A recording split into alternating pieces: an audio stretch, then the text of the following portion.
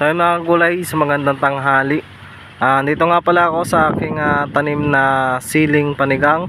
At ang company nga pala nito ay yung Chaytay. So tinry natin to kung okay nga bang itanim. At para kung sakaling okay, mai-recommenda ko rin po sa inyo na pwede natin itanim to sa ating mga bukid. Ayan, so ito nga po, abangan nyo po yung aking update dito.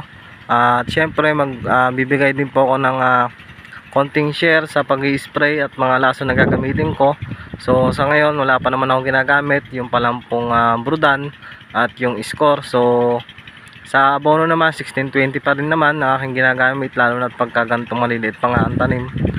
At kailangan 1620 lang talaga sa una. So yun nga, medyo mahangin kasi dito mga kagulay, kaya medyo mabilis matuyo ang lupa.